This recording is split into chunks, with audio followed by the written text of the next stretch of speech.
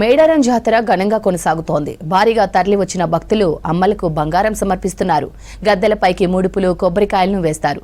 ఇక దీంతో భక్తులు వేసే ముడుపులను గద్దెలపై నుంచి వెంటనే తొలగించేందుకు వాలంటీర్లు పనిచేస్తున్నారు. శుక్రవారం నాడు సమ్మక్క తల్లి వచ్చిన తరువాత ఎవరూ గద్దెలు ఎక్కనీయలేదు. దీనిపై మరిన్ని డీటెయిల్స్ హరిత అందిస్తారు.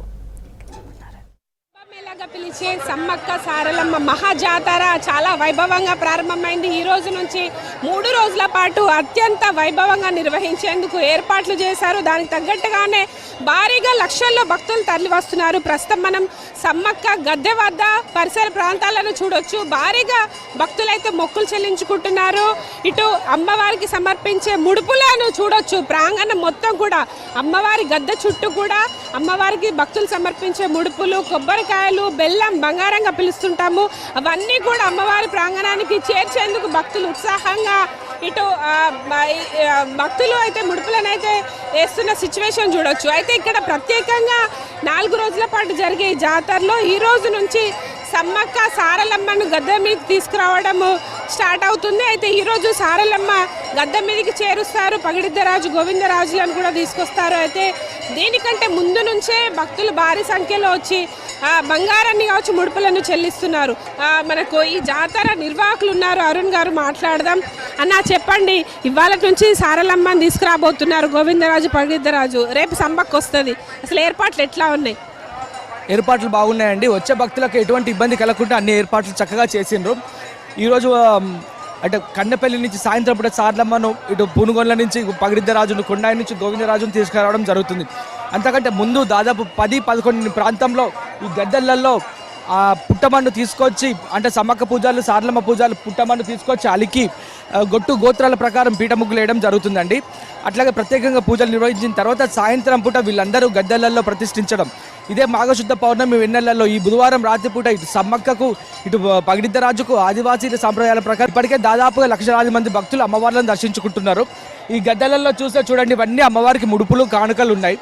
వీటి ప్రత్యేకత ఏంటంటే, మనం వేరే గుళ్ళో చూసుకున్నట్టయితే దేవుళ్లకు పట్టు చీరలు పెట్టి, రోజుకో నగలు పెట్టి అలంకరిస్తారు. ఈ గుళ్ళో ప్రత్యేకత ఏంటంటే, ఏదైతే భక్తులు ఇస్తారో, ఈ సమయంలో ఏదైతే భక్తులు ఇస్తారో అదే ఈ 4 రోజుల పాటు అమ్మవార్లకు అలంకరణ అండి. 2 సంవత్సరాలకు ఒకసారి ఇంత అత్యంత వైభవంగా ఈ జాతర నిర్వహించడం జరుగుతుందండి. అండ్ ఇక్కడ ముఖ్యంగా ఈ గద్దెల ప్రాంగణానికి బెల్లం కావచ్చు, ముడుపులను ఇసిరేస్తున్నారు కదా, దానికి వాలంటీర్స్ కూడా చాలా ఉత్సాహంగా పనిచేస్తున్నారు. వాళ్ళ సేఫ్టీకి సంబంధించి ఎట్లా ఏర్పాట్లు ఉన్నాయి? వాళ్ళు కూడా చాలా జాగ్రత్తలు తీసుకుంటున్నారండి. దాదాపు 500 మంది వాలంటీర్స్ ఇక్కడ పనిచేయడం జరుగుతుంది. బెల్లం వాలంటీర్స్ మ్యాక్సిమము అమ్మవారి ప్రసాదం పంచిపెడుతున్నారు. మిగిలింది ఏమన్నా ఉంటే అది పక్కగా నేస్తున్నారండి. కానీ వచ్చే భక్తులకు ఎటువంటి ఇబ్బంది కలగకుండా ప్రసాదం కూడా అందించాలని ఈ వాలంటీర్స్ అందరూ కృషి చేస్తున్నారండి. అంటే ఇక్కడ గద్దెల ప్రాంగణంలో భారీగా బెల్లం కావచ్చు, ముడుపులు వస్తున్నాయి కదా, వీటిని ఎంతసేపటికి ఒకసారి క్లియర్ చేస్తున్నారు? వీళ్ళు కూడా ఇక్కడ మన మున్సిపాలిటీ వాళ్ళు ఉన్నారు, మా ఇతర వాలంటీర్స్ ఉన్నారు, ఎప్పుడప్పుడు క్లియర్ చేస్తూ ఉంటున్నారండి. కానీ ఏంటంటే ఈ శుక్రవారం పూట ఈ అమ్మవార్లందరూ గద్దెలలో కొలువై ఉంటారు. అదే చెప్తున్నా కదా, ఈ అలంకరణ అన్నట్టు ఇది. శుక్రవారం పూట ఎవ్వరూ గద్దెలు ఎక్కద్దు. సమ్మక్క వచ్చిన తర్వాత గద్దెలకు తాళాలు వేయండి. శుక్రవారం పూట ఈ అలంకరణ అమ్మ ఒక్కరోజన్నా, ఎందుకంటే శుక్రవారం ఎంతో పవిత్రమైన రోజు. పసుపు, కుంకుమ, చీర, సారాలు, భక్తుల ముడుపులు, ఎన్నో కోరికలు తీర్చే తల్లులు కదా, ఆ ముడుపులే వీళ్ళకి అలంకరణ అండి. శుక్రవారం పూట మాత్రం ఎవరిని గద్దెలకు ఎలవ్ చేయకండి, ముడుపులు కూడా ఏరియకండి. శుక్రవారం పూట ఒక్కరోజన్నా అమ్మవార్ల మీద ఉండనియండి అని పూజారుల తరపున నా యొక్క మనవమ్మ. నెల రోజుల కంటే పనిచేస్తున్నాము. భక్తులకు మాత్రం ఎటువంటి ఇబ్బంది లేకుండా బంగారం వచ్చినట్టే ఓ పక్క పంచి పెట్టుకుంటూ ఇక్కడ స్టాక్ కాకుండా వేరేకే చేస్తున్నాము. ఇట్లనే భక్తులకు ఏది వాళ్ళకు మా చేతికి ఏది అందుతుందో అది మాత్రం భక్తులకు అందేస్తున్నాము. వాళ్ళకి ఇబ్బంది కలగకుండా మాత్రం మేము పనిచేస్తున్నాము. మరి ఇట్లా బంగారం ఇసిరేయొద్దనే ప్రభుత్వం ఇట్లా భారీగా గ్రిల్స్ పెట్టింది, అయినా కూడా వేస్తున్నారు కదా, మీకు ఎట్లా ఇబ్బంది అవుతుందా? మాకు ఇబ్బంది ఏర్పడుతుంది. హెల్మెట్ లేకుంటే మాత్రం చాలా మంది తలకాయలు పగులుతాయి. ఇంకో విషయం ఏంటంటే, లోపలికి హెల్మెట్ పెట్టుకునే పోవాలి. వాళ్ళకు భక్తులకు అంత క్రౌడ్ ఉన్నది కాబట్టి ఖచ్చితంగా ఇసిరేస్తారు, కన్ఫర్మ్ ఇసిరేస్తారు. వాళ్ళకు అందుబాటులో లేదు కదా, కాబట్టి అమ్మవారి దగ్గరికి వాళ్ళ యొక్క సామాన్ చేరుకోవాలి కాబట్టి ఇసిరేస్తారు కన్ఫర్మ్గా. మీకు ఎట్లాంటి ఇన్స్ట్రక్షన్స్ ఉన్నాయన్న? ఇక్కడ మీరు బెల్లం వాలంటీర్గా పనిచేస్తున్నారు కదా, మీకు ఎలాంటి ఇన్స్ట్రక్షన్స్ ఉన్నాయి? మాకు